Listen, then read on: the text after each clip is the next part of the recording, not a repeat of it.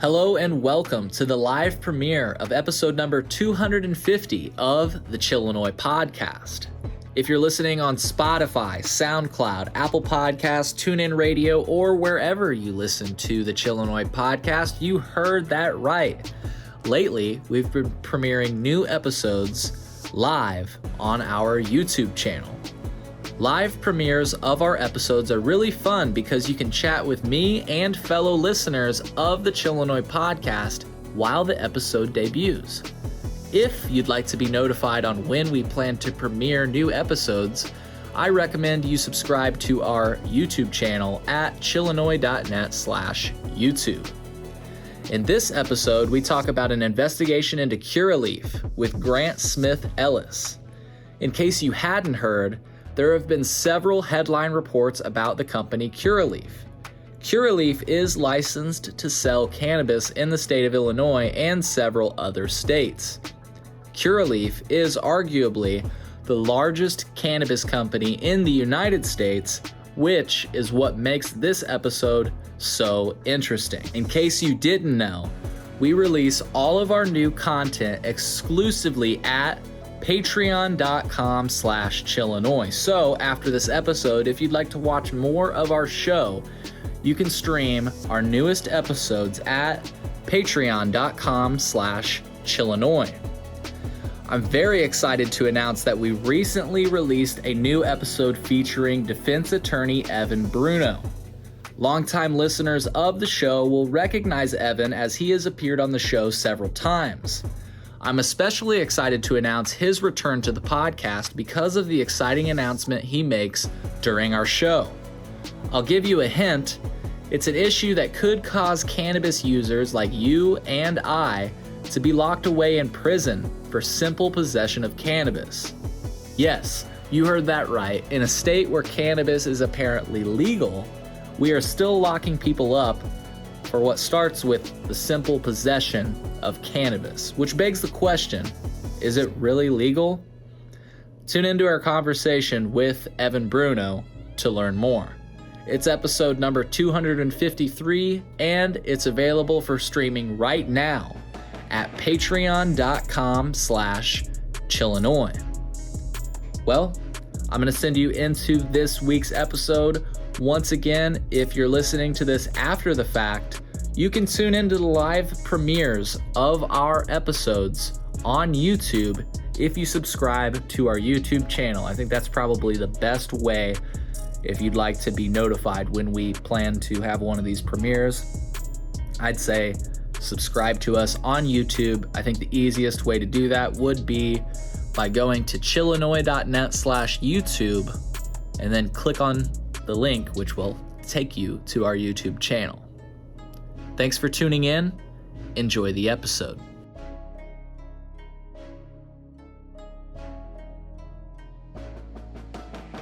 Hello, everybody. Welcome to another episode of the Chillinois podcast. I am your host, Cole Preston, and today I am joined by Grant Smith Ellis.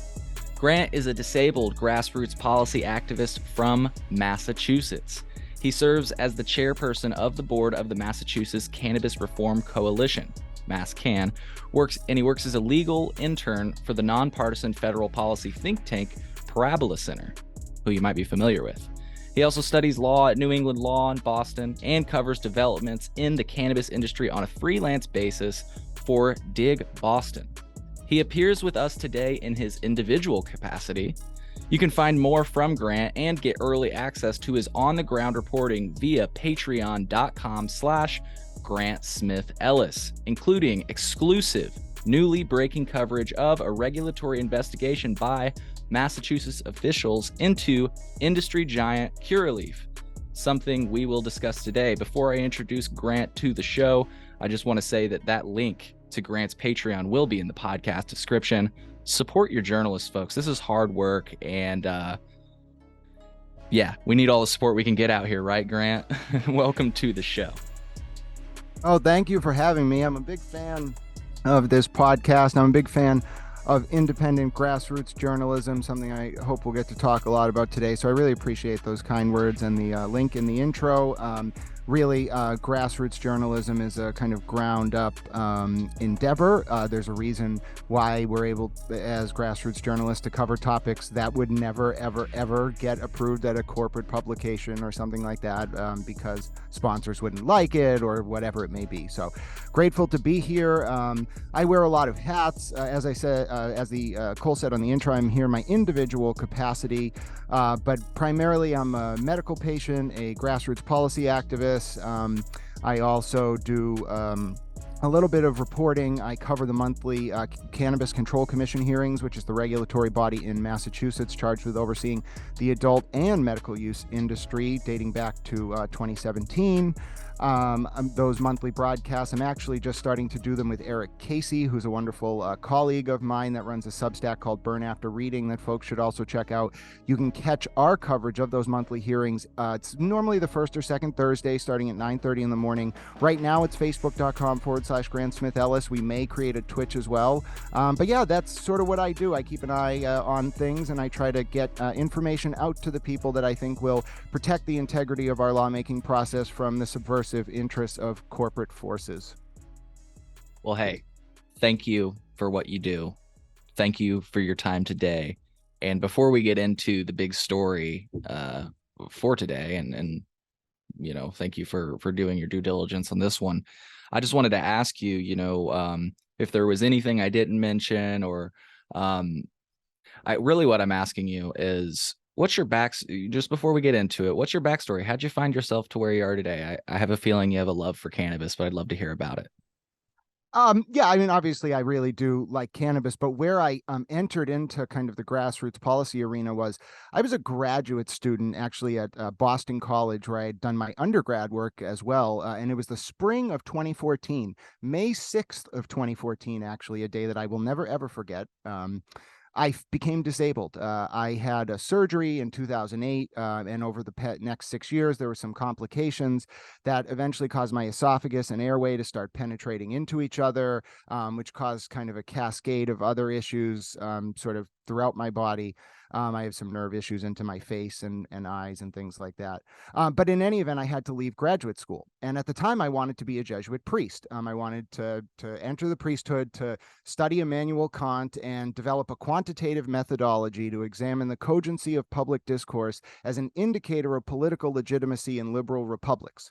And I really loved it because I thought, well, there's this machine learning that's coming out. This was 2014. So this was really at the cutting edge of kind of the machine learning era, which is where you look at text through an algorithm to analyze its content.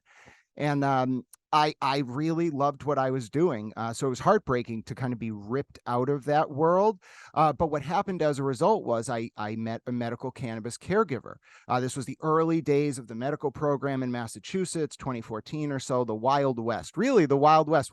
I was one of the first few medical patients. I actually went to I think the first ever medical dispensary on the first ever day it opened in Massachusetts, because there was no other options. I didn't know about caregivers at the time, which is where I'm going with this story. But anyway, so there are two options for medical patients to get cannabis in Massachusetts: regulated medical dispensaries, obviously, or home grow caregivers. Now, home grow caregivers are people who grow for pro bono. So they can charge for their material and cost, but not for their time or labor or anything like that. And I met one of these caregivers through some kind of free forum or something like that. And he started bringing me medical cannabis on a monthly basis, which allowed me to kind of avoid taking some of the harder narcotics that the doctors wanted to give me at the time for my neuralgia. Well, 12 months after that point, it was about 2016, maybe 2017, right as adult use was happening. Someone, it turned out to be an industry front group, got my caregiver named in a big publication. And a few weeks later, he got arrested by the Quincy police. And I lost that access pathway. And as a byproduct of losing that access pathway, I got involved with grassroots activism, because I said, never again am I going to be confronted with a situation where the influence of these companies through an artificial front group is going to take away a pathway for vulnerable patients in the interest of protecting corporate profit. And from there, I don't know, it's been quite a roller coaster of the past, however many years it is now, 5, 6, 7, but it's been a lot of fun, and I wouldn't trade it for the world. Hell yeah. Hell yeah. Well, cool. Thank you for giving us this backstory, or that backstory rather. Um, you know, I want to start with, so for our Curaleaf story, if you're ready to get into that, I have a graphic that you and Eric Casey, shout out to Eric, like you said, doing great work out there. I've got a graphic you both made. I think it's good to start there, but then I think we should back up. And because I remember where I first heard about this story, but I'm curious to hear where you first heard about this story. So let me display this graphic. And for folks that are listening right now, chillinois.net/video is the way to watch. Um, Grant, do you mind reading this for our listening audience? I'll try to get this banner out of your way here. If you can, are you able to Oh see it no, I all? can see everything. Yep. Okay, good. Yeah, sure. So again, as you mentioned, this is a banner that was put to a flyer or a graphic that was put together by the incomparable Eric Casey. Please check out Burn After Reading. It is an amazing Substack, and unlike me, who just provides video coverage of 8-hour regulatory hearings, Eric actually synthesizes them in an easy to read format. As you can see, he's very good at that, and so you can get those synthesized versions of the CCC hearing by subscribing. And please do it; it's worth it. So Eric put together this graphic based on my reporting. It was actually really fun. It was one of the first times I've done a story where we embargoed the material we were reporting on until an agreed upon deadline so that we could all report on it. There were multiple journalists working on this story, all report on it at the same time, which I thought was wonderful. I thought it was really important in this context, and we'll see why in a second. So it starts off Curaleaf under scrutiny, and Eric says Grant Smith Ellis, and then gives my hashtag or my username, which is at Grant Smith Ellis, is reporting that the Massachusetts Cannabis Control Commission, CCC, is looking into 3 potential regulatory violations made by Curaleaf. The first bubble says hidden ties to Russian billionaire. Reporting by Forensic News recently alleged that Russian oligarch Roman Abramovich made a series of secret investments in the company and its 2 largest shareholders, totaling at least $410 million United States dollars. These secret investments may violate state regulations related to disclosures of the investments. Number 2, an unregulated research lab. Curaleaf has been accused of operating their research lab in Newton since 2019 without receiving a final license, or really any license of any kind, from the state. The first license that Curaleaf got for that Newton facility, which we'll get more into, was in November of 2022. Provisional license. The company allegedly diverted materials from its cultivation facility to conduct product development, which is true, according to my reporting. They used the mail, according to my reporting, to get product from one part of the state to the other. That's really not okay. And they also diverted regulated product out of a regulated facility to a unregulated facility, according to my sources. And then number 3, a secret remediation machine. Folks who follow the industry will know the controversy about radiation use on cannabis. The company has also been accused of secretly using a radiation-based remediation machine to sanitize products. Whistleblowers have accused the company of hiding use of the machine from investigators during inspection. And in fact, my source in the company said that the way that this was done was it was put behind a door with a sign saying out of order maintenance. But that's according to an employee allegation. So that is where we are with the graphic. But as you said, I think we should go back a little bit, talk about how this story came about. But that was the end result. There is an active investigation. This story came about because the Cannabis Control Commission gave me an on-the-record quote confirming that they could not talk about any of those 3 allegations because there's an active inquiry, which is akin to saying there's an investigation. We cannot talk about any of this. So that's where we are. Okay. And thank you so much. That was perfect. I couldn't have done it better myself. For folks, really quick before we peel back the page, please, for folks that may not be familiar with radiation and why there's concern/controversy around it, can you give us a quick blurb on that? Oh, sure. So radiation of cannabis is used throughout the industry. In fact, all Canadian cannabis is irradiated. A lot of United States cannabis is irradiated, but it's controversial, and it's not that the company needed approval to radiate the cannabis or anything. It's just companies like to keep this secret because there's a consumer, and I think rightfully so, a consumer hesitancy surrounding product that consumers and medical patients know to have been irradiated. Now, in terms of what irradiation does, well, okay, there's 2 consequences. The first consequence is with regards to what it does to the chemical composition of the cannabis flower in question. Because it involves heat, I'm told by knowledgeable sources that 2 things can happen. Number 1, THCA can get converted into delta 9. So if you're looking for a potential marker to indicate irradiated bud and you're a consumer reading a product label, if you see delta 9 in your lab panel result on the end product, that is likely irradiated bud, according to my sources. Number two, it impacts the terpene composition of the flower in a certain way. It degrades the terpene profile and reduces terpene levels. Now, terpenes are not just a flavoring. Terpenes are an integral component to the effect of cannabis flower as a medication and as a substance. So both of those things are concerning because it impacts the product being consumed.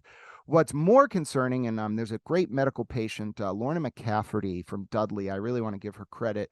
I work with her. She's also very informed about the industry, and she gave me a quote for the story, basically, I think, highlighting what the core of the issue is, which, as much as it is impacting the chemical composition of the bud, the real scary issue is that if companies have things like bud rot, which is very common in Massachusetts because of like the growing conditions, or mold, or anything that could compromise the flower, their product, they can remediate it away. They can actually get it to pass testing despite the presence of those contaminants. Now, this plays into a much larger problem, which has to do with sample selection and testing labs. Now, that's also in my story, a great quote from Commissioner Roy, Kimberly Roy of the Massachusetts Cannabis Control Commission, who's become kind of a champion on this issue. If you take a look at what she says in my article, she basically says, so there's an anti-competitive and a consumer protection problem if companies are selecting their own samples for testing, and then testing labs are given a perverse incentive to pass contaminated product and inflate THC results to attract clients. It undermines the market because testing labs trying to do the right thing can't get clients because everyone wants to go to the labs that will cheat the results and inflate the THC content to get more customers. And then it creates a serious consumer protection issue because you're putting contaminated product, as Ms. McCafferty said, onto the market. So that's where we are with radiation. It's not just the impact on the bud itself, it's the impact on the overall process of how potentially contaminated product can get onto the market. Thank you so much for breaking that down, dude. You're a fucking machine. Again, couldn't have said it better myself. And I think it's really important that you say that, or that, like that you mentioned it, irradiation is used in different areas of our life, and it's not so much that you're going to get like supercharged from the weed. We're not saying that. It's what we're saying is that the reason these companies might have an incentive to hide it is because when people hear things like this, they start to wonder about the product, right? So we're not alleging like, I mean, I agree with you, first of all, that it does like dry out the product, take away from the terpenes and minimizes, but we're not saying it does anything like any more than that, like that it, will give you nuclear exposure or anything like that. So I just wanted to be clear for folks because people will like jump and be like, hey, I want to be clear that we're not being sensationalist about this. So anyways, moving forward, thank you again for breaking this down. I wanted to ask you when you first heard about this story. And if I may, I wanted to start with how I first heard about the story because I'm just curious. I first heard about this story, and I don't even know how I started following this person on Twitter. That happens sometimes. You just they tweet something brilliant and you follow them. And so I don't know how I started following this person, but their name is Betting Bruiser on Twitter. And I first saw them make allegations that Curaleaf had ties to Russia. And I remember very quickly people were, because it was at the time when Ukraine and all that was kind of, I mean, it's still crazy. I don't mean to say that it's gotten any better, but it's, it was starting. And so it was in the forefront of everybody's mind. And it was a new thing and all this stuff. So people quickly, from my perspective, started calling him xenophobic and there's no basis for this story. And you're just because Boris may have been from Russia, you're like, I don't know exactly what the allegations were because they were all over the map. But I remember seeing that and it just kind of died. And I remember Boris acknowledged it and denied it. I do remember that because this person has pulled up those tweets. And then all of a sudden I saw official reporting on it, I think within the last 2 months or so. And then I've seen your reporting. And so here's where I am. And I don't quite understand the depth of the story. So I think that's going to be helpful today. But yeah, I thought it'd be interesting to start. Where did you hear about this story? And then maybe you can just go deep from there. I feel like that's probably a smooth transition. Sure. Yeah. So I think it's important to understand that there's two separate things going on here. There's the initial back in 2019 or earlier suspicions of Russian connections between Curaleaf and otherwise because of Boris Jordan, who was actually born in the United States, but of course in the 1990s and after Perestroika and the fall of Soviet Union, this gentleman was quite involved, and he has a friend who I'm not going to name because I cannot pronounce it, but we can pull it up. Another one of the owners, I think he owns 21% of Curaleaf. You can find that on the Forbes site. Audrey Block, BLECH. I might be spelling that wrong, so I'll wait for your correction. But these two gentlemen in the early 1990s were intimately involved with the emergence of what I guess you'd call a hybrid form of oligarchical driven capitalism in Russia following the fall of the Soviet Union. Um, One of the gentlemen became a dairy magnate, I think. And then I think Jordan was involved in oil. So these guys made a lot of money. And if you don't know, for the listeners who don't know a lot about perestroika and kind of the emergence of post Soviet capitalism, that's the gentleman, BLOKH. The emergence of Soviet based capitalism as sort of its own form of hybrid government after the fall of the Soviet Union, especially in Russia. These oligarchs, especially people who came out of the KGB like Putin, they were able to centralize control over almost every industry in Russia. And you can read, there's reporting from almost every major outlet in the entire world about this. And the way that happened was just this kind of vicious political Game of Thrones, quite literally. And obviously what emerged from that is kind of the modern Russia that we know under the sort of authoritarian strongman style of Putin, which led to the invasion of Ukraine. But behind the scenes is this oligarchic class of oligarchs, which facilitated Putin's rise and which Putin actually kind of rules with an iron fist. And these gentlemen, although Boris Jordan is American born, these gentlemen were intimately involved in that. Now, okay, so your question about when you initially learned about it, when did I initially learn about it? I initially learned about the first thing you're talking about, which is Boris Jordan's relationship to Russia, just as you did, on social media many years ago. I think that's part of the story, but that's not really the story. Boris Jordan's connection to Russia is part of the story, but it is not obviously the story. So that kind of whole incident is kind of something that's relevant, but it's part of the historical record, and it's not really what's going on now. What's going on now did indeed start maybe a month ago. December 23rd, I think, was the first article that Forensic News published on this. It might have been December 22nd of 2022. And it was by Scott Stedman and Matt Bernardi, the first article, and it confirmed something entirely different. Which is that there was a Cyprus-based investment company owned by Roman Abramovich, who used to be the former owner of Chelsea Football Club. He's an Israeli-Russian dual citizen, used to be heavily influential in the United Kingdom until he was sanctioned by the European Union and other entities for his connections to President Vladimir Putin of Russia after the invasion of Ukraine, when the world kind of saw this cascading series of sanctions issued against anyone who was close to Putin, especially the oligarchs who use their dual citizenship sometimes of different countries to be able to travel around the world and kind of live luxurious lifestyles while at the same time being, intimately involved with an authoritarian strongman regime run by a dictator.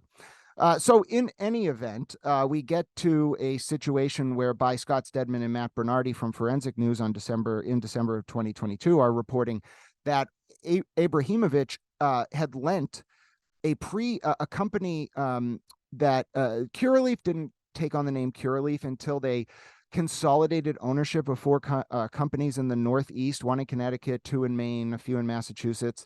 Massachusetts Organic Therapy, Maine Organic Therapy, and Curaleaf was the Connecticut version. And it was actually a company called Palantir. I read it more than I say it. Paliatech, it looks like. Paliatech, correct. And when Curaleaf was Paliatech, it received an initial loan from the company associated with Mr. Abramovich in the amount of 80 or $100 million or something along those lines. And that's what Scott Stedman and Matt Bernardi first reported, and that's what caused, shockwaves. Now, what's really interesting is how things played out after that initial report. The reason why that initial report is such a concerning revelation is because in Massachusetts and in other states, regulated operators have a duty to inform oversight authorities like the CCC about any indirect or direct ownership or control interests, say, for example, hundreds of millions of dollars in loans from a Russian oligarch. And that was not done with Mr. Abramovich. So Curaleaf responds initially. They put out their first statement in response to the Forensic News article just a few days after, I think right around Christmas. It was a tweet that they put out. But then Scott Stedman follows up with another article, I think on December 29th of 2022. Basically, Curaleaf in their first statement denied everything, denied that the loans were still active, et cetera, et cetera. Then Stedman puts out follow-up reporting on Forensic News again on December 29th saying, the loans were hundreds of millions. Some of them came after the start of the Ukraine war. They were still active as late as 2021 or 2022. And that at that point, Curaleaf puts out another statement, which I think is fascinating. That's the December 29th, 2022 article. Yep. Perfect. And what's fascinating to me about this, and I love sort of the art form of the way companies try to do this, despite how evil it is. In response to the December 29th, 2022 article, Curaleaf puts out another statement via tweet, but this time they don't put out a tweet. They respond to Chris Honeybee, who's a great activist on Twitter. He owns a company. Great guy. I follow him. I love sharing his stuff. Yeah, he's been on our show. He's good. Oh, guy. That's awesome. I've smoked weed. I've smoked his weed and stuff. Anyways, keep going. I'm jealous. One day I hope to do that. If you take a look at their second statement, I think they put it out like the 30th, maybe the 29th. I'm talking about Curaleaf. They just replied a tweet Chris made. That's how they put out their statement.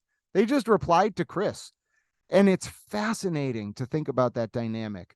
But that second statement insults Forensic News. It says you want to scroll up? So no, not that one. That one's might be the one about me. No, where are we? You want to look for a reply to Chris Honeybee. Okay, we're in January 20, so I might be I might need to go back further. Oh yeah, it's going to be back December 29th. So, okay. But as we scroll, they say in that statement that's just a tweeted reply to Chris Honeybee, the Forensic News follow-up article was anything but forensic. And at least in my opinion, the second a company is attacking a journalist with a pun, they're in deep trouble. They are really in deep trouble. So that Curaleaf puts out its second statement. And then there's a bit of a lull, right? From December 29th until really 2 days ago, January 19th.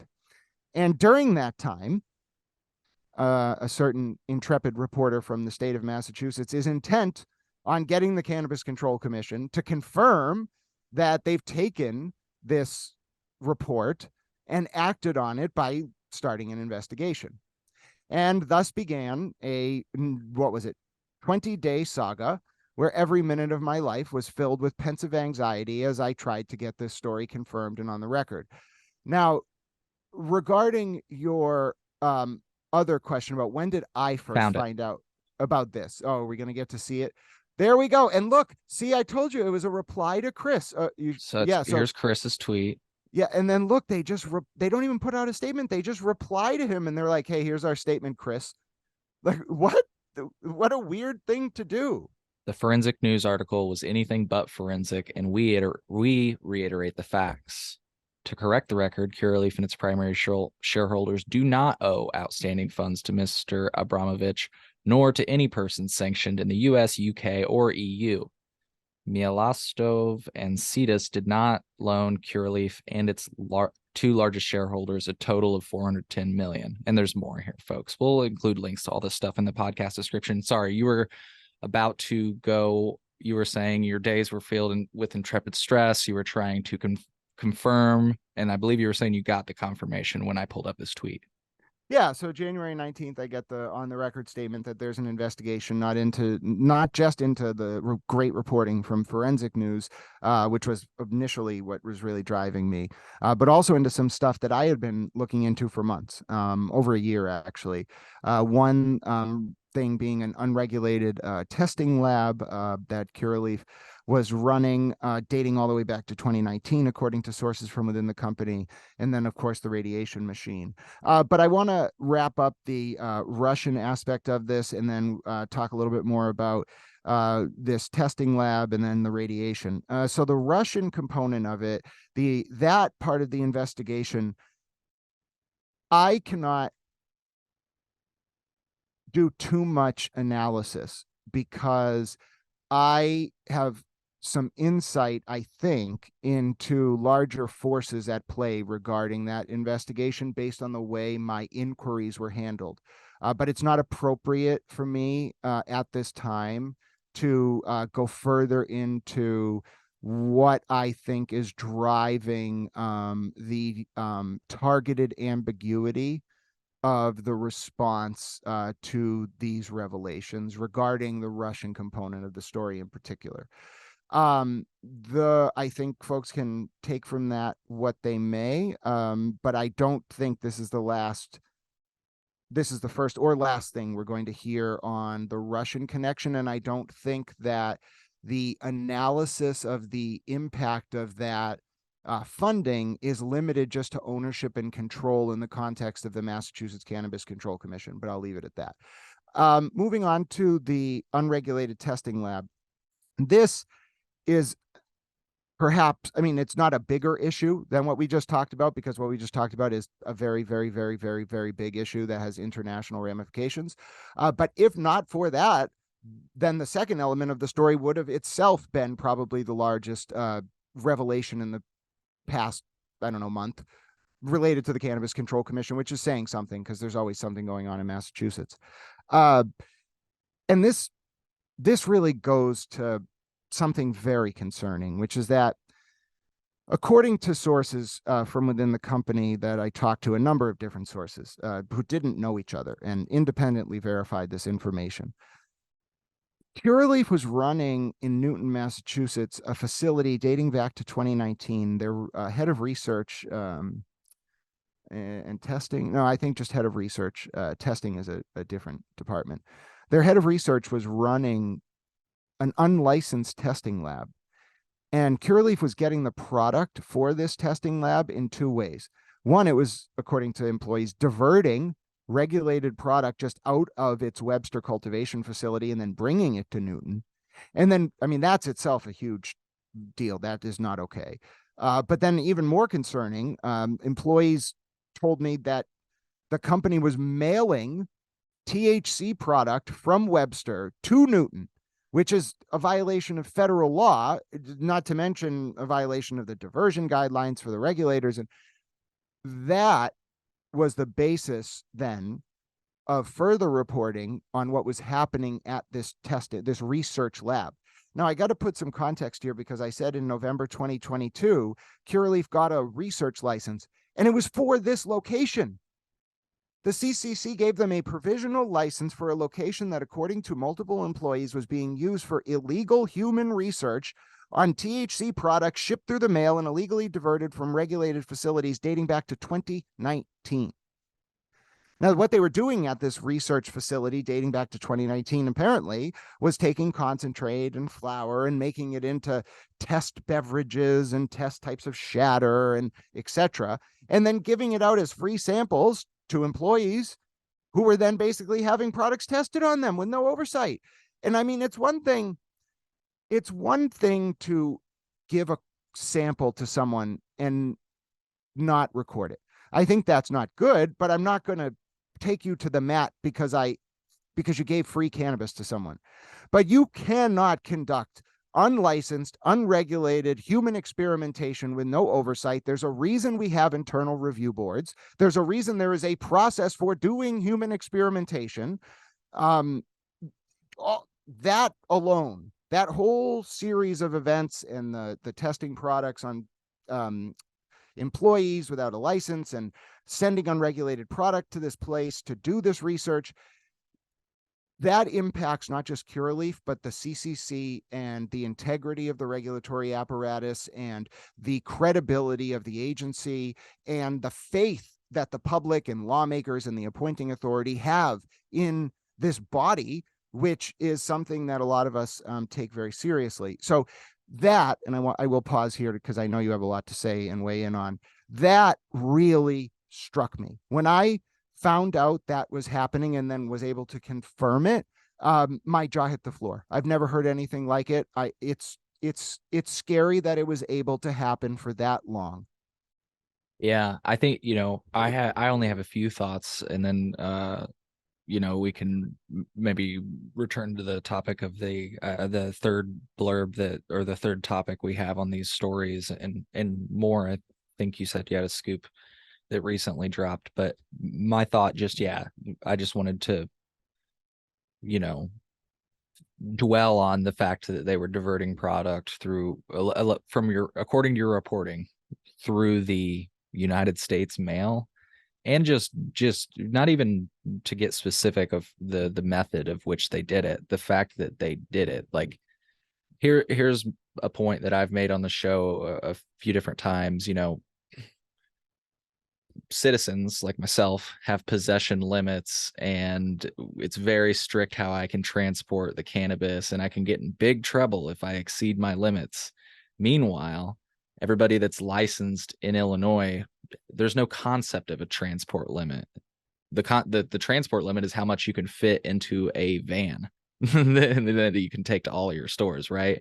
And so this is like another way where they're just playing by another set of rules. And what I mean to say is, if we would have done anything like that, like if I would have cultivated cannabis myself and sent it through the mail and was providing it to people, like, these are all things that are explicitly against the law in Illinois. And there's no shadow of, I don't doubt at all that they would try to make an example out of somebody like me, or anybody doing that, because it's easy. But then these companies, like I say, play by a whole different set of rules. I guess just one last thought, Grant, in the spirit of this, is like, we've got cannabis events, right, in the state of Illinois, and they're starting to become more of a thing. And the question has always been, like, how do these vendors get the cannabis there? Because they're not allowed to dispense cannabis except for at a dispensary. So how are they, and if we all have possession limits, how are they getting it there? And so it's interesting. We did find reporting that one particular vendor that works with these companies says that what they do is they have their employees, each purchase their maximum amount and then bring it to the location. Okay, that's all good and well. Gifting is legal in Illinois. But here's my point.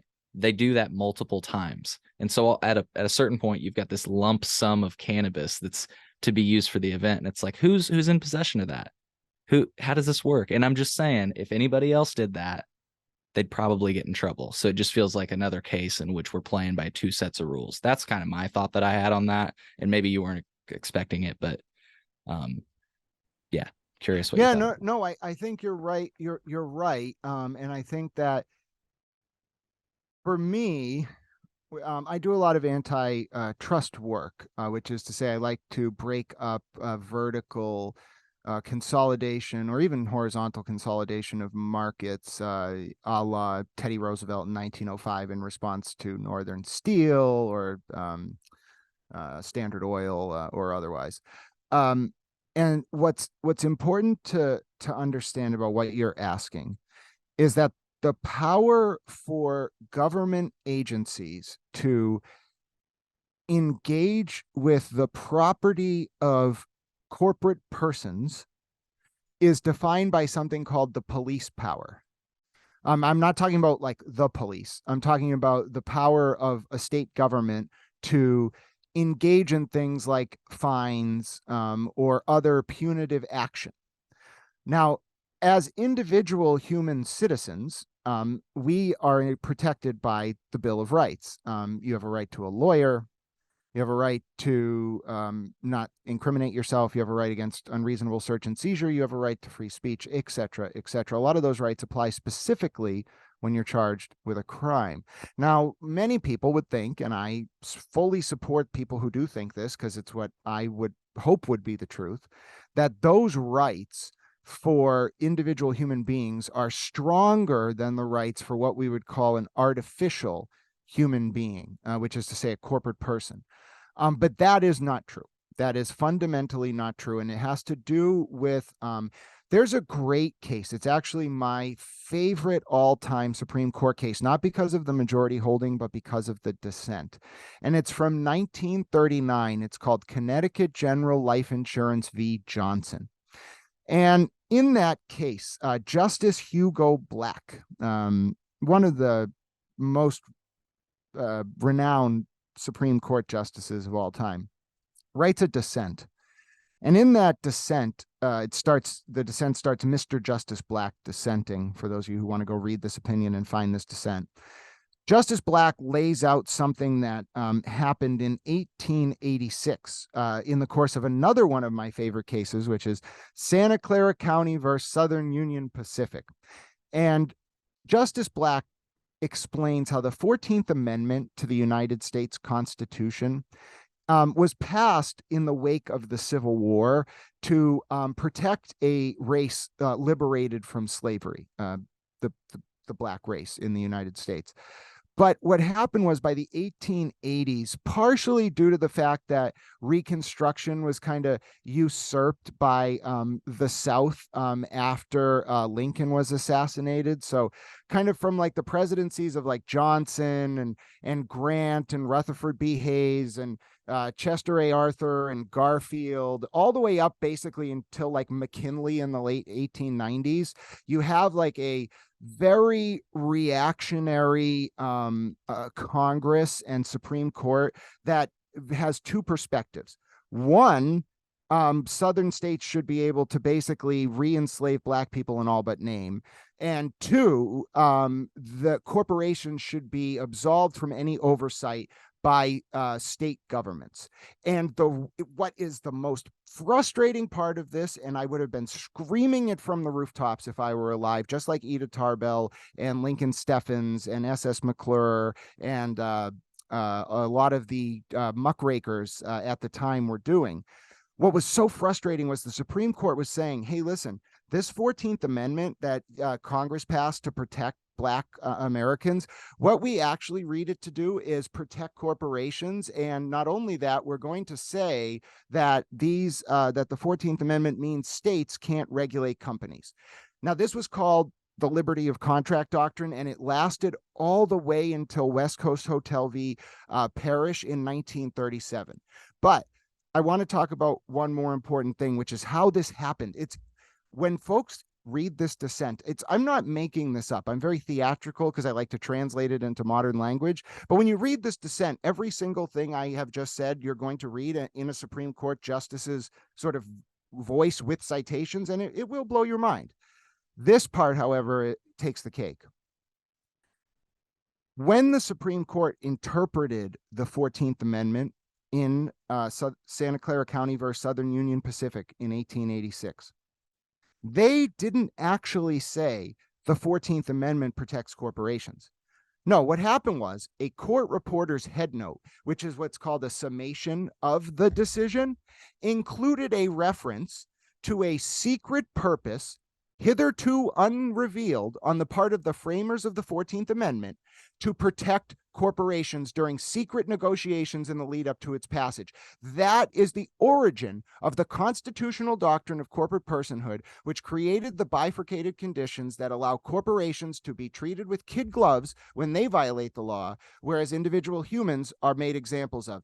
It's horrific. It's absolutely a usurpation of this republic, and it reflects the very worst form of lawmaking that we are now having to, as a grassroots movement, spend decades undoing. And I absolutely 100% blame that reactionary sort of Southern-driven Congress and executive from 1863 until the election of McKinley in 1896 for why this happened. And if more folks understood it, I think there would be a more sort of cogent and direct form of discourse about these corporations should be treated the same exact way in terms of law, if not more strictly than we are as citizens.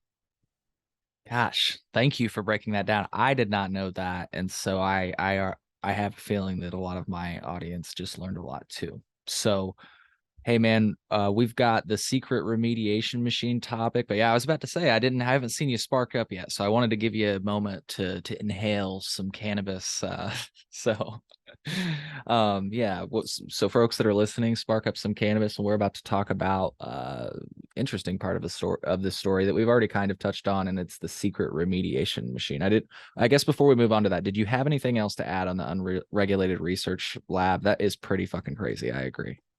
I don't think I have anything more on the unregulated research lab now, other than to say any one of those first two stories, the Russian oligarch connection to Abramovich through the investment firm, or the unregulated research lab and sending stuff through the mail, etc., testing on humans, those alone, each one would have led to 9 to 12 months of investigation and stories and reports and leaks and more. Either one of those stories. So together, those two alone are going to shake the foundation of the industry in the Commonwealth and maybe in other states as well.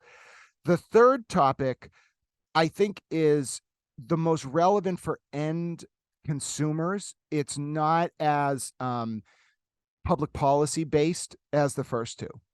And may I really quick, the thing about the first two, if somebody put this, it's a really short thing. I feel like it puts a good cap on the first two. Would you agree that the reason the first two are so crazy and that discussion is so crazy is because here we have Curaleaf, America's biggest cannabis company, or however you want to, I've heard it described many different ways.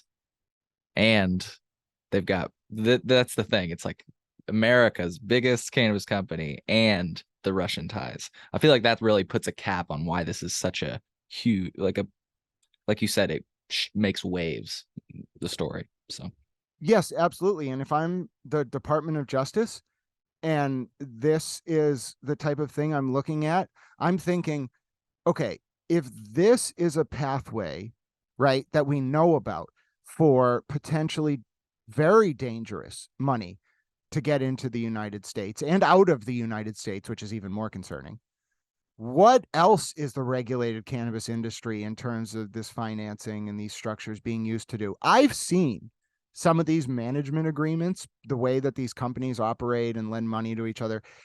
It is extremely convoluted. And the people who can understand it are not taking $180,000 a year to work for the Securities Exchange Commission, I assure you.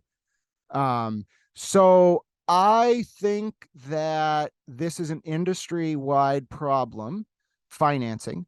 I think that there is more dirty money in the regulated adult use and medical use cannabis market than anyone realizes.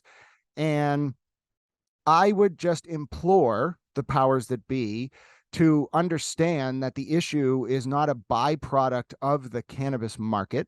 It is a byproduct of players who never should have been allowed in the cannabis market, which is why we need a stronger police power for regulators, and the Supreme Court should stop protecting corporations. Thank you. Thank you. Yeah. I mean, I don't mean to keep extending this. I really want to get into the secret remediation machine, but it's just kind of funny when you look at how popular a show like Ozark is. And the whole concept of the show Ozark is to find cash-based businesses so that they can launder money through. I'm not saying that that's happening. I'm just saying I was hoping it would be a plot point in the last season. Spoiler alert, it wasn't. They didn't use the Illinois cannabis dispensary as a way to launder money because it was all cash. I'm just saying, though, it's just kind of a funny thought. We can move on. No. What's so funny is I wish I watched more TV. There's so many good shows out these days, but sometimes late at night I'll flick through YouTube shorts and I'll see like 45-second clips from Ozark. So my understanding of the show Ozark is just this amalgamation of out of sequence 45-second clips. So when you said that, I was like, okay, I can follow along enough with what he's saying right now to understand. Yes, but also I have no idea. And I've done that with Boardwalk Empire as well. So I have these like kind of vignettes in my head from both of those shows, but just no idea, and it's completely out of context. But anyway, so yes, I Yeah. that was funny you brought that up. Cool. So yeah, let's talk about this last story and anything else you want to mention that you think is substantive. Yeah, the secret remediation machine. This is definitely an interesting one. The way you prefaced it with the out of order sign, according to your source. So Yeah, and I think, we talked a lot about this in the intro, which was good, but, remediation is an industry-wide practice. You can see the article in Forbes, Are You Smoking Nuclear Weed? I think is the title of it. I linked to it in my piece. Really good coverage. And the reality is, like I said, it happens, I think, for all Canadian products, and it is an industry practice. That's not really the issue. You hit the nail on the head earlier. The issue is that a lot of companies hide this from consumers. Now, they don't need permission from the regulatory agency to do this. I don't even think they, maybe I'm just having a thought. Maybe it would be good if state regulators required a label if product has been radiation treated. I was going to say, I believe Canada does have that requirement. You mentioned Canada earlier, and they've got that requirement for a few products, including cannabis. I can Google that really quick to try to fact check myself, but go on. I like the idea. Yeah, so I just think it would be good in the States. I don't think it's required now. So I oh, that is some good homegrown cannabis, I will say that. No radiation on that cannabis. What I think would be pertinent would be, again, not just that labeling, but also for regulators to need to approve it. If you're going to do it, it's important that there's transparency to it. And in the Curaleaf context, although they didn't need approval, the employees who reported this information to me told me that it was indeed behind a closed door when inspectors would come through, that it was something the company didn't want people to know about. And the impact, as we really dove in on earlier, is that the bud composition, the flower composition, the chemical composition changes. It changes. It doesn't just impact terpenes. It converts THCA to delta 9, which is the same thing as basically decarboxylation. And that, I mean, it's like I'm sure it's not as long of a process as a decarb, but it's changing the product. And yes, that's reflected on the end panel. So, I mean, okay, that's transparent at least. But the point is that it's not inert. It may not be causing someone to become the Hulk. Obviously not. Right. I hope no one thinks that is what we're saying, but it is not inert. It does change the way the bud structure, the bud's chemical composition presents. Absolutely. Yeah. So quick fact check on myself. Here's Canada's packaging and labeling guide, right? It's from you can see, and I'll link this in the podcast description for folks.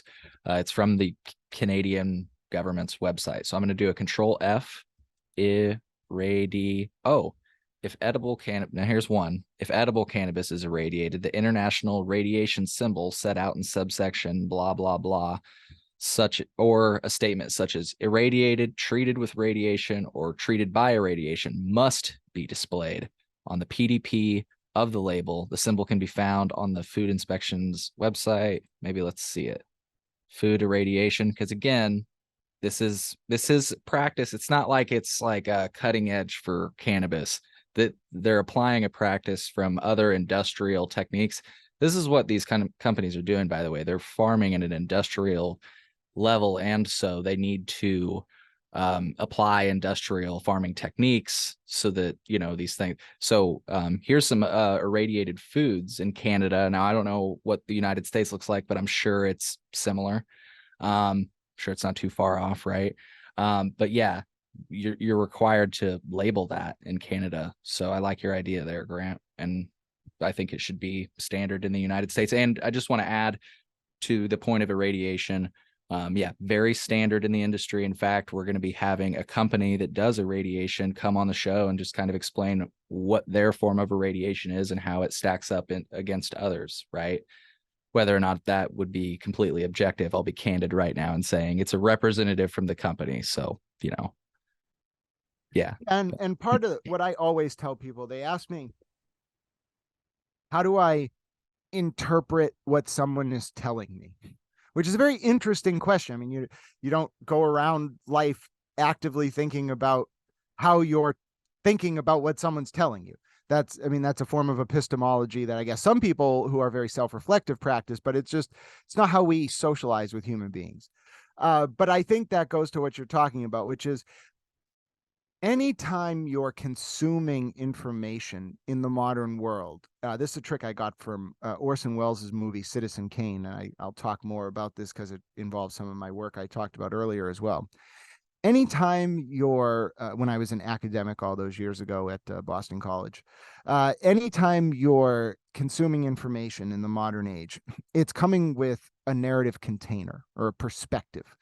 And what that perspective is doing is alienating truth, or another way to say that is alienating context. I think I like the word context more than truth, because truth is such a wishy-washy term these days, but context, I think, is something that we all can understand.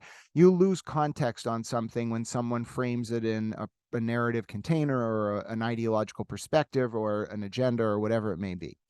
Now, what I love about this is I'm a fourth generation Frankfurt School theorist. So Theodor Adorno and Max Horkheimer started the Frankfurt School of Social Theory in the 1930s in Germany before they were persecuted by the Nazi regime for being Jewish.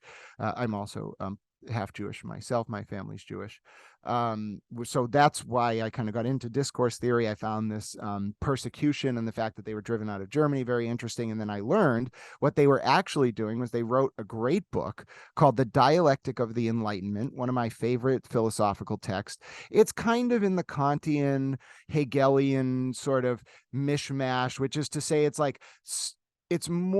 somewhere between like categorical imperative, which is, duty-based ethics, and like Marxist critical social theory. It's somewhere between those two.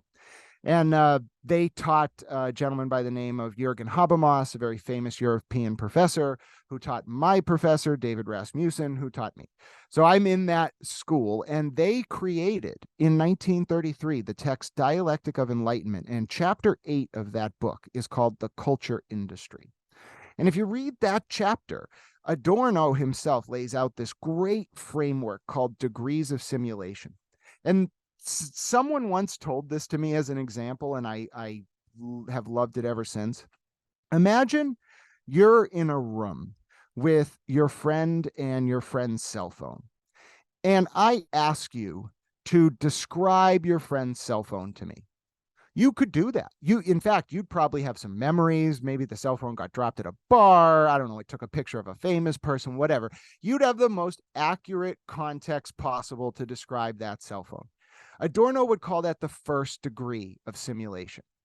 Now, I could then have you take a picture of your friend's cell phone, right? Just out of context on the table, just a picture of the cell phone. And I could have you take that picture back to your roommate, say, who's never met your friend, never seen their cell phone before. And I could say, okay, you've got this picture, show it to them. They would then look at the picture. They could tell it's a cell phone. They could experience it, but they'd be experiencing it from the second degree of simulation. Their context would be a little bit less appropriate. It would be more alienated. So they'd see I don't know, a cell phone model, maybe a color, a scratch, a dent. They could experience it, but not the same way you would have in the moment in the room. Now, what if I asked your roommate who saw the picture of your friend's phone to write me a description of the phone? They could do that, right? Sure. And then I could take that written description. I think you see where we're going with this. All modern news is consumed from the third degree of simulation, which would be you reading that text about the picture of the cell phone. Right. Now, that's where Adorno and Horkheimer got us to with chapter 8 of Dialectic of the Enlightenment. That was the framework they developed. Now, what I think is so cool about this is that Orson Welles, really cool guy. Folks who might not have know about him, please watch Orson Welles' interview with Dick Cavett from 1977, I think.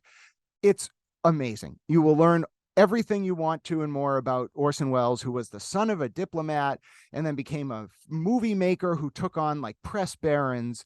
And Citizen Kane, which is probably the greatest film of all time, was made as a critique of William Randolph Hearst, who owned the Hearst newspaper sort of conglomerate, and in his battles with Joseph Pulitzer, birthed yellow journalism, which combined with Edward Bernays developed our modern media landscape defined by corporate propaganda and narrative framing and everything we talked about to begin this discussion. So if you've been following closely, you probably realize that Wells, my theory is Wells read Adorno and Horkheimer's text and realized that they had set up a problem, which is we're stuck in the third degree of simulation. I think Wells gave us a way out with Citizen Kane. And it's why I think it's such the quintessential piece of art, because it solves a historical problem in a way that is hidden in plain sight. And what Wells says with that movie, folks who haven't seen it, please watch it. It's a movie that starts with the famous phrase Rosebud. You've probably seen it parodied in The Simpsons. It's a cultural sort of icon. It starts with the end of a man's life, and it tells the story of the life of that man's life then from the beginning through the perspective of 5 different people, all of whom who have their own bias. And what was Wells saying with that movie? If you want to find out the truth about anything, whether it's a person, an event, a situation, you have to get as many perspectives as possible so you can amalgamate them together and pull out the kernel of truth that allows you to see what their narrative was manipulating. So your goal is to get back to that second degree of simulation, so to speak, by looking for people's bias and their narratives and their framing as just that, so that the kernel of truth can be pulled out, combined with all those other kernels of truth you've gotten from those different perspectives. And then you can start to understand what you're being lied to about.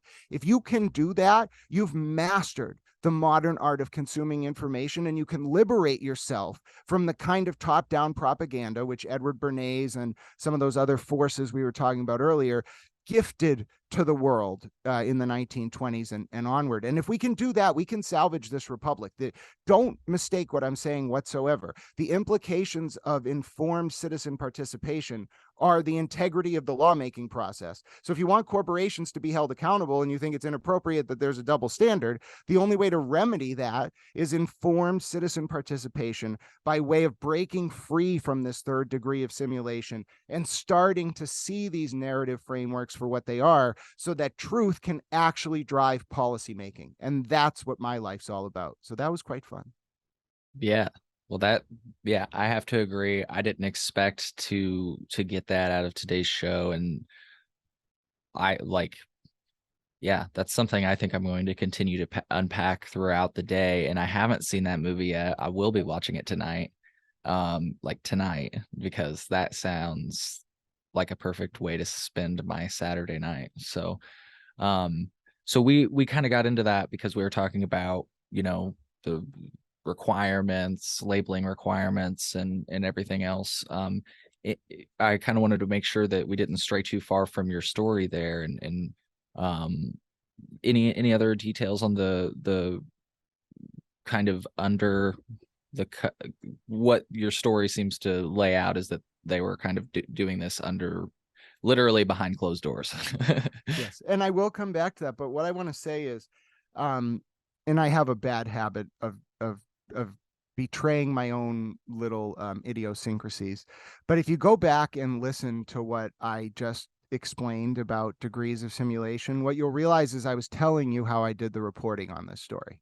Got you. Okay.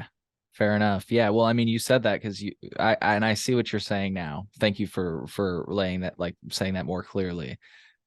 If I could illustrate it just shortly, I don't want to go too far on this, but like you said, you had one employee that described the sign, but then you had other employees that, like you said, and they didn't know each other. That was key. So there wasn't any bias being almost spread, for lack of better words, between the perspectives.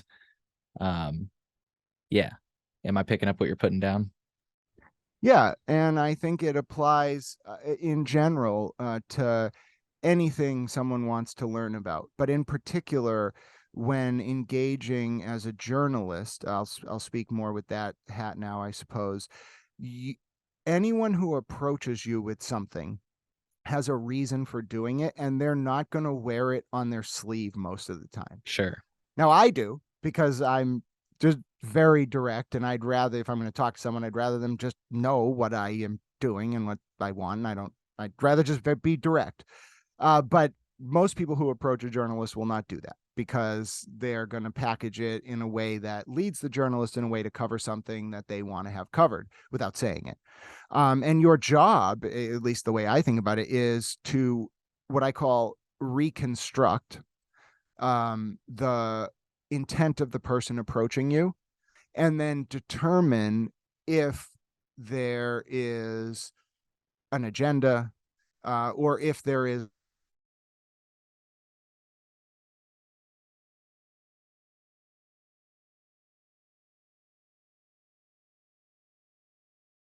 it's an art form. Times put it into perspective how much it means to me that my colleagues in Massachusetts are people like Dan Adams, Cassie McGrath, Eric Casey, who we've talked about, Shira Schoenberg, who sadly just left the beat and went over from Commonwealth Magazine to the Boston Globe Opinion, which is amazing. I'm very happy for her. But also Jess Bartlett, who used to cover cannabis and now covers something else for the Globe. She used to cover cannabis for the Boston Business Journal, now covers something else for the Globe. There are people who are once in a generation minds covering this industry from the journalist kind of perspective in Massachusetts. And I've had the ability over 4 years to kind of watch them do their work. And it has, I think, given me the tools to approach what are some very difficult situations where you have a number of people approaching you on a story, all with their own agendas. And the truth oftentimes is fleeting. It isn't why they're approaching you. They're not necessarily trying to give you a full story. They're trying to do one specific thing. And if you can piece together the truth out of that, I mean, that's what history is, I suppose. It's the synthesis of a bunch of different perspectives. And I don't know. I don't want to get too far afield again from the radiation, but I think there's really something important here. And maybe that's what my bottom line is. There's something important here about the people who stopped this. I mean, it's not stopped yet, but the people who realized this had to be stopped. It is not easy to reflect on our own failings and shortcomings. In fact, I think it's probably one of the most difficult things to do in life. To do that in the context of an organization that clearly has a lot of power, clearly has a lot of resources, and clearly has a lot of history behind it. And then find a public duty out of that world in an attempt to change it. There's something special there. And I think it speaks to the fact that all hope is not lost. I wrote this at the end of my article. This industry is, on the corporate level, defined by a bunch of ruthless, self-interested players who would, if they could, ban home grow, form police task forces to target the unregulated market, abuse their employees, shut down medical caregivers, take away patient access that's affordable. That's one level. But then there's another level. The real, the people, the human beings, the engines of these companies. And this is a story as old as organized labor, or labor itself. The people who work 12 to 16-hour days, who put in weekends, who do it because they think they're part of something bigger, working for the greater good. It must be the most agonizing thing in the world to do that for years and then realize in one fell swoop what you were a part of in hindsight, and how much heartbreak across how many lives that kind of thing must have induced. I understand that millions of dollars must feel good. And I know it brings with it access to kind of temporal luxuries that maybe satiate emotional concerns. But I don't understand how executives can do that to people, cast them out, and just hope that raw influence and power will stop them from speaking out. It terrifies me. It's a terrifying commentary on our society. It's the unspoken reality in America that I think no one wants to address, because it means that every company is like that in some regard, and that's really true. And I don't know that this is going to fix it. In fact, I know it's not going to fix it. But at the very least, I hope it sparks two things. One, a discussion about public corruption and how this was able to happen.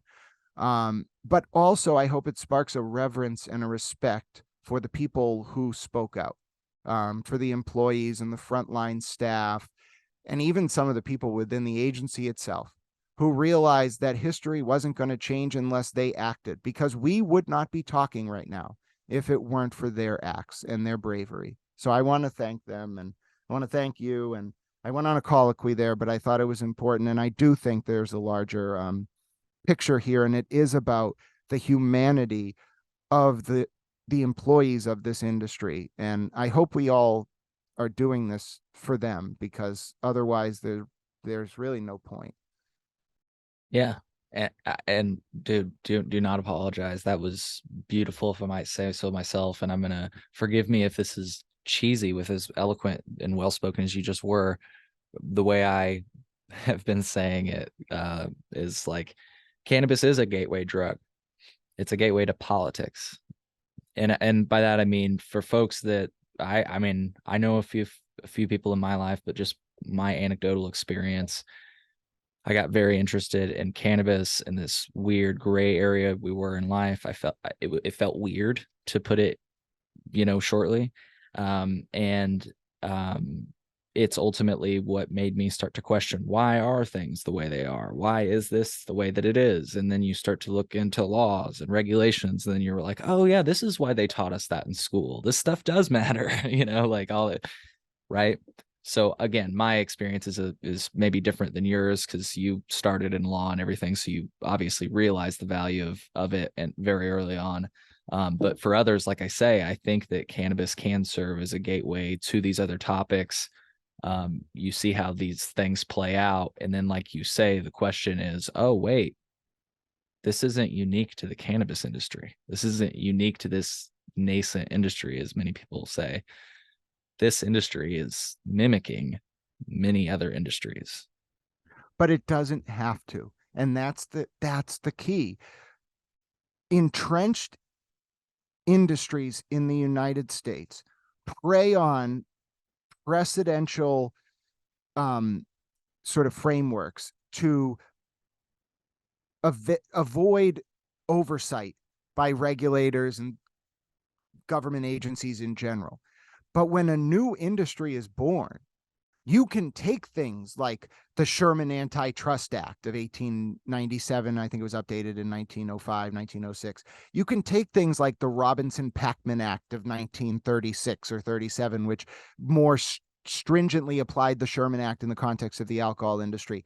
You can take things like the Antitrust Improvement Act, I think of like 1976 or whatever it may be. You can look at, people don't realize that a lot of what was supposed to protect this country from consolidated corporate influence over the lawmaking process was, one, informed citizen participation. If you read Federalist 10, which is one of my favorite essays, it's by James Madison, and it talks about why the Republic is good to prevent the rise of moneyed factions.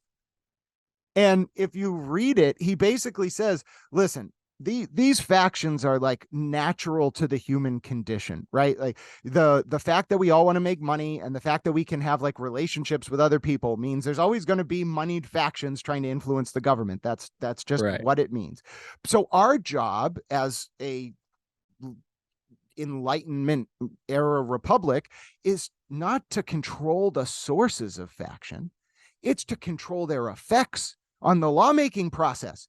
And if you read the essay, which I recommend everyone does, he says, well, what makes me, I'm a little worried about this because it's the propensity of people to do this and the impact, and it can inflame tensions and it can undermine the union and all of this stuff.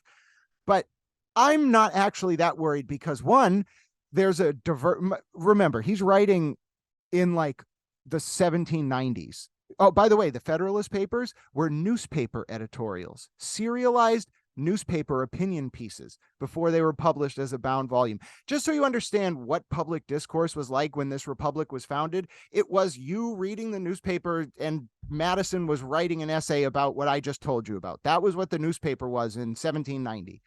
And so he's writing this in an era when political parties weren't even really a thing.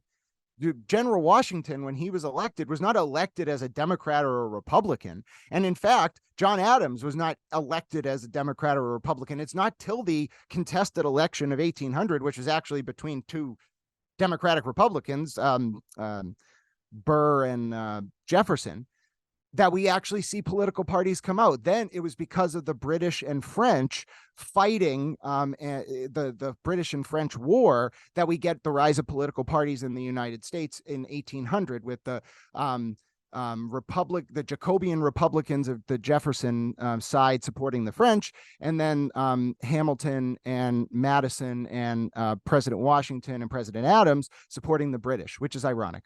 But anyway, so that's where we get political parties. And Madison's writing Federalist 10 in like 1790 when there were no political parties. And he's saying, what makes me unconcerned about the rise of moneyed factions is that we have just so many political parties, they'll never be able to take over by way of a duopoly or anything, which is like two-party rule. And also, informed citizens will always be there to provide a bulwark against the usurpacious drive of moneyed groups or something. And you can see that we lost the republic because of those two things, the consolidation of political power into two parties after the Reconstruction era, and the lack of informed public discourse owing to the influence of Edward Bernays style propaganda on the public after 1930 and through to the modern age. That we were basically given a blueprint for what was going to happen. And unfortunately, the founders, I don't think, really built enough checks and balances into the Constitution against that centralization of control. And that's where we are, why we are where we are today. Now, there was a point of all of that, which was your initial question, I think, had to do with how this all happens. Was it? Do you remember what your Yeah, initial question I was? said it was kind of cheesy, but cannabis kind of gets people into. Yes. Okay. Yeah. So now let me get back to where I was. The antitrust Yes. law and modern cannabis reform and coming federal legalization and even state level reform. Because for so long in the history of the United States, there's been a dearth, a lack of cogent public participation and a centralization of political parties. We're at a place now where almost every industry is defined by what's called regulatory capture, where the companies who are supposed to be regulated actually write the regulations. The cannabis industry is the first time in a long time where authentic grassroots voices can, just by virtue of a good idea and enough force of will, impact the lawmaking process. And how federal legalization plays out, how legalization plays out in your state, can sometimes come down to the words of just a few people. I think it was Margaret, was it Mead or Atwood? I always get them confused. I think it was Margaret Mead who said, never doubt the ability of a few well-meaning people to change history. In fact, it's the only thing that ever has. And that's why I think your insight is so poignant, because just by virtue of getting involved in an authentic way in grassroots cannabis policy, you can change the future You can impact how history plays out, and you can do it in a way which helps any number of causes that you want to protect. You can help protect home grow when it otherwise might get banned. You can help stop Amazon and big tobacco from taking over when federal legalization happens, just by getting involved with groups that are doing, antitrust work on the federal level, like the Parabola Center. You can get involved on your state level if, for example, like in Maine, you see the adult use operators like Curaleaf and Theory Wellness trying to shut down mom and pop caregivers. Just go to a hearing. Say, I don't like this. If you know where the hearings are, if you know where the regulatory meetings are happening, if you know when you can go to public comment, your voice, not the voice of these corrupt corporations, are going to define the rules, and that will ensure that they stop doing things like, I don't know, having ties to sanctioned Russian oligarchs, running unlicensed research labs and testing product on human subjects after sending it illegally through the mail, or radiating cannabis and then not disclosing it to consumers. You can fix that. Just start getting active. Hell yeah, dude. Thank you, dude. This has been so much more than I thought it would be, but I knew, like, I already knew that I'd get a lot out of this show. So I've had a really great time. I want to do this again with you. I've always wanted to get over to the East Coast, so it'd be cool to do in person if we can make that happen. But by Zoom, dude, I felt like I was in the room with you. You're very well spoken, and it was like I say, a pleasure beyond words. So oh, you're so kind to have given me a platform. I love talking about all of this and more. Yourself, your audience, I'm always happy. You can talk directly to me. If you message me, I will talk to you, especially if you like any of these topics, or if you're an employee, or if you have knowledge about a regulatory agency. I don't care what state it's in. I don't care what the topic is. If you talk to me, I will tell you all of my thoughts on this and more. You can find me on a number, just to close here, you can find me on a number of different social media platforms. I'm Grant Smith Ellis across them all: Facebook, Instagram, Twitter, Patreon, as I mentioned. All of my work, this is very important to me, all of my work is always released free to the public. It's always going to be that way. I will never put anything behind a paywall. I believe in radical free access to information because it enables cogent public discourse, which then wards off corporate malfeasance, which then protects the regulatory apparatus, which makes me very happy. However, if you do want to support my work, and it means a lot to me, because then I can get coffee and I don't have to, basically run out of money at the end of the month and look pathetic. You can support me on Patreon by going to patreon.com/Grant Smith Ellis. For as low as $3 a month, I will give you access to some of the larger stories 30 to 45 minutes before they break. You'll get it directly to your email inbox. And well, it's not going to give you access to anything that anyone else won't get eventually. It will let you know that you're supporting the kind of work that these big companies don't want out there. And I can tell you, based on the past few days and the number of stock investors who are angry at me, that they don't want any of this out there. So thank you again. I have so much fun listening to your show. We will do this again in person or otherwise. And I've enjoyed every minute, Cole. hell yeah. Well, folks, I hope our listening audience enjoyed it as much as I had. I have a feeling that they did. We'll see you on the next episode of the Chillinois Podcast.